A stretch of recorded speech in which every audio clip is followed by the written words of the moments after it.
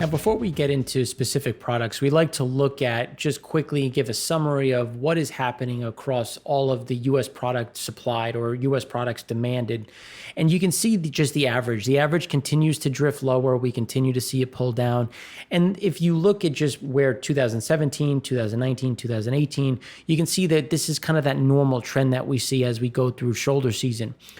Our view is that this is going to it's going to accelerate to the downside, especially as we have gasoline slowing, which is something that we think is going to accelerate into next week and the next few weeks. And at the same time is distillate. So distillate, those two components we think in terms of demand is going to continue to slow. And jet fuel is another one that just really has no real life at this point, and that's something that we're also going to touch on.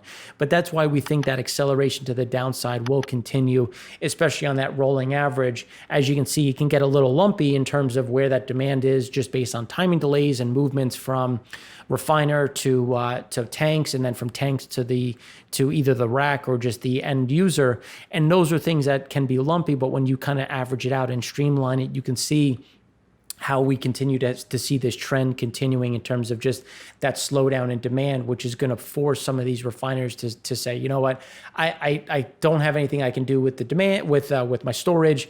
The export market is shutting down. I'm going to have to see an increase in run cuts, which is why we think losing another 6% is very likely. And now just diving into distillate, you can see that we did have a nice draw of about 3.2 million barrels, and it was really driven based on Pad 3. Now, Pad 3 again being the Gulf of Mexico. So typically we like to add in information as it becomes relevant because we're always looking at it, but sometimes it just isn't as relevant as others. And here is where we want to look at the production of distillate and what the yield is.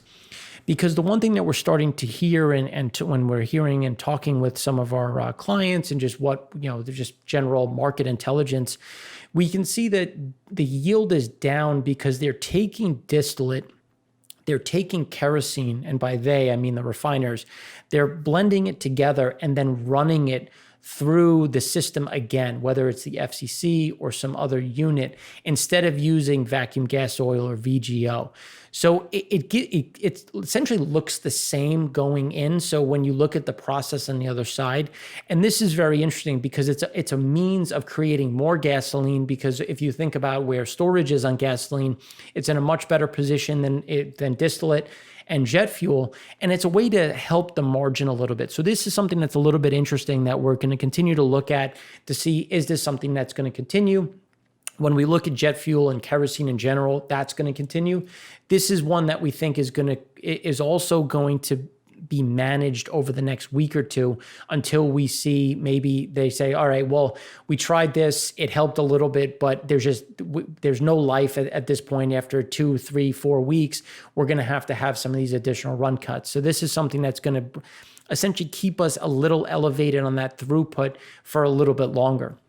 And you can see just on that storage level, we're now back below the top of the cloud, which is from 2010. So you can see we're starting to get in there. But when you look at the distillate demand, we're at a decade low in terms of where distillate demand is, which is the overall problem. So that's why when we look at the demand numbers, now this is going back to 1991, and we're back to that average. But when you think of just where demand is, how things have changed over time, we're actually at a 10-year low in terms of where distillate demand is. And when we look at exports, with a limited amount of exports going into Europe, a limited amount of demand for heating, when we're thinking about distillate as heating oil, diesel, and at the same time, MGO or marine gas oil demand continues to shrink, just as we get some shifts in the shipping market, which we'll talk about in a little bit. This is going to be a big headwind, especially if you think about refining margin, because distillate is very important when you're considering about that middle cut. Now, when we look at trucking, it just continues to be moving gangbusters. And here we have a new high in terms of market demand. We had a little bit of a blip and then a big spike, which makes sense and we're going to talk about this in the econ show, about when you're looking at the data and we see that we've had a big increase in imports, and now we've had a big increase in company inventories, which just means that we're bringing stuff to the coast, we're importing to the coast, it's getting to the dock, and then we're backfilling the system. Now, this is something that's going to start to slow down because now we've seen it show up in a lot of the economic data. We've seen the numbers pop. Now, this is something where, again, it's not going to collapse. It's just going to move back down to something closer to 100. And when we look at the truck rates and the availability, you can see we're starting to see a little bit of that slowdown, like the refrigerated rates, dip down. The load availability is back to those highs, but again, that's starting to roll over, and we're getting some of these, some of the softness as some of the rates are starting to flatten out, which is just indicative of that demand starting to slow down. Again, slow down as in coming back to 100, not coming back to 60 or anything, because we do have that supply chain that's maintaining its throughput, needs that fill. So, and trucking is an answer, especially given some of the shifts in rates as diesel prices remain competitive. Now, on the U.S. rail side, you can see on a total car loads, we're still down 10.5% versus last year and 15.5%. As we said last week, grains is going to continue to be a big driver, especially as we're heading into core harvest season. Exports remain very strong, especially as they go into China and other areas, as we've talked about in our India, China, as we look at food inflation. But here you can see that non-metallic, petroleum, other continue to soften. And that's where we're starting to see some of that pressure, is when we're looking at the raw materials and some of those semi-finished and finished products on the larger scale, because we're just not seeing that same throughput. Now, the intermodal units is important because we do see intermodal picking up as well as trucking, which just means that we're seeing more move throughout the U.S. as we get those imports. But when you look at it, year to date, we're still down. So this is another little bright spot for that diesel demand, but it's starting to soften, and it'll start to accelerate as we get towards the end of that harvest season, and total traffic still remains down. But again, there's some bright spots. It's just a mixture of kind of where and who is benefiting the most. And the bigger focus that we have in terms of the longevity of this is really those minerals, vehicle parts, and petroleum, which is just going to continue to disappoint. Now, as we shift gears a little bit and look into gasoline, as we said last week and the week before, we continued to see a big increase in imports, and we expected them to start showing up, especially the end of September. And we're going to have another surge in the first and second week of October, but then it starts to drop off. So gasoline is going to start to slow down, just given where the arbitrage is coming from Europe. So that's going to start to pare back, but we're still going to see some elevation in imports in PADD 1. And that's why we really had that surprise build in gasoline, where we had a build of about 680,000 barrels, and it was driven by PADD 1 and PADD 5. Now, PADD 1 being the East Coast was driven based on the fact that imports were up, demand remains soft, and then PADD 5, or the West Coast, continues to be impacted based on just when you look at those wildfires and people just adjusting kind of what they're doing. But when we look at the aggregate of storage, you can see that even though we started to flatten out, we're still back into within that cloud. It's still elevated, but again, we're starting to see a little bit of normalization. But it'll be interesting to see, now that we're getting more diesel or distillate and kerosene merge into the gasoline cut. This should start to actually increase, especially given where we see some of this gasoline demand starting to slow down. Now, as we turn to gasoline demand and we look at the supply, you can see that we've really flattened out, which is something that we said was going to happen at the very beginning. People are going back to school. We're starting to see, we thought we were going to see a little bit of a bounce. We got that. Now, as we see cases starting to increase, some hotspots starting to appear, this is going to continue to roll down. Now, it typically slows down in September and October. So it's not like it's seasonally unexpected. It's just the acceleration to the downside will start to pick up.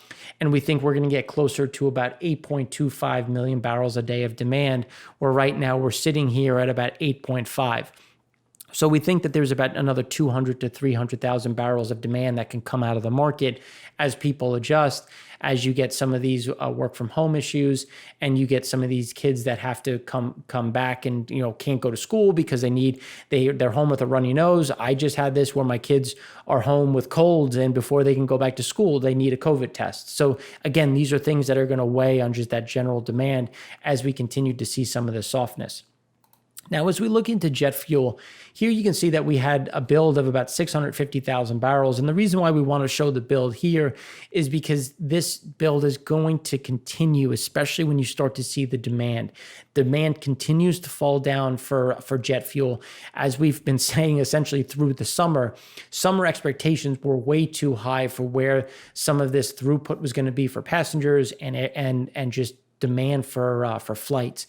And now we're finally starting to see that roll through. People have adjusted their expectations. They've taken down estimates, which is going to permeate and really exist as we go through the remainder of the year.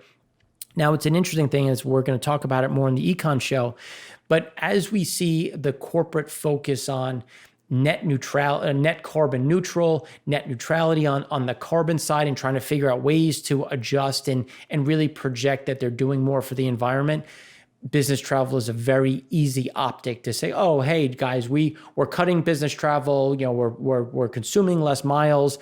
This is why we're being good energy citizens, and that's something that's going to weigh over the longer term on jet fuel demand, especially as people have gotten more comfortable with Zoom and other over the internet type interactions versus face-to-face.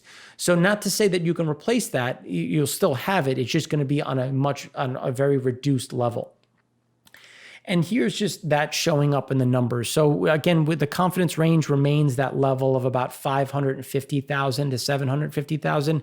And we're just going to kind of sit within that range. As you can see, we normally get a little bit of an uptick if we look at last year after Labor Day, and we're just not getting that. Instead, we're just going sideways, which is something that's going to continue. And if anything, it's going to start to drift to the downside, and that we could see that confidence range start to dip. But right now, that 200,000 throughput of 550 to 750, we think is going to hold for the remainder of October. And this is just a quick snapshot of the IATA, or the International Air Transportation Association, which was really when crude started to weaken yesterday, was when this hit, where people were finally saying, oh, wow, like demand really is weakening. And if you think about the previous estimate was a 63% decline, they're still only at a 66%. We're a little bit higher. And the reason why this is important for oil demand, when you start looking at IEA oil demand expectations, OPEC, the jet fuel market consumes 6 to 8 million barrels a day. So if we're cutting that by 70%, and some of these guys are guiding to only a decline of 4 to 5 million barrels a day, you can see that can already be absorbed by the jet fuel decline. That doesn't include gasoline and other. So once you start rolling that in, you can start to see why we're seeing this pressure and this buildup of floating barrels in the open market.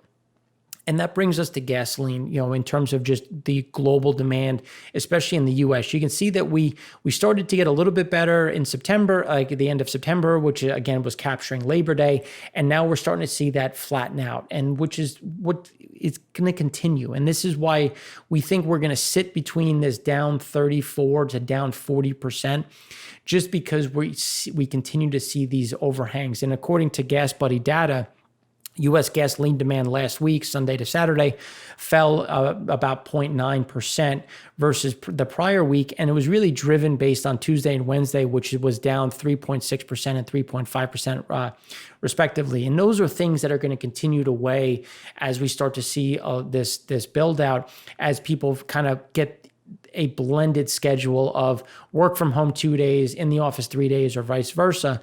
And this is going to continue to weigh on some of this demand.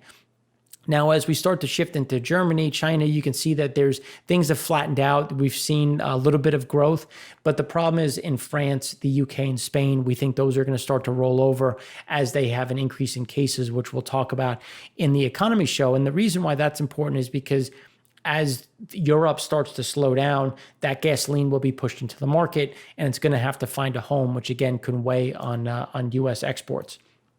And as we look into open table, it's right within the confidence range that we've been talking about in terms of kind of hanging in this 45%. There's really nothing to say one way or the other. Yeah, this is going to be very consistent. We have some new indoor dining as it starts to get colder. Restaurants are going to be allowed to essentially shift some of that outdoor seating into the indoor side.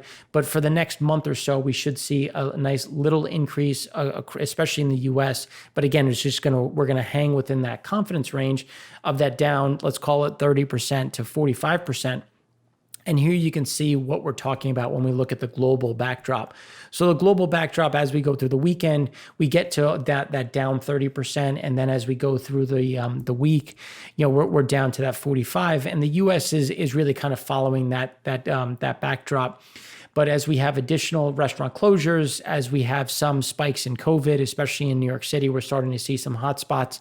That'll start to weigh, not because the government is going to force a shutdown, but people may say, well, maybe I'll skip going out to dinner today or this week, and I'll wait for things to calm down.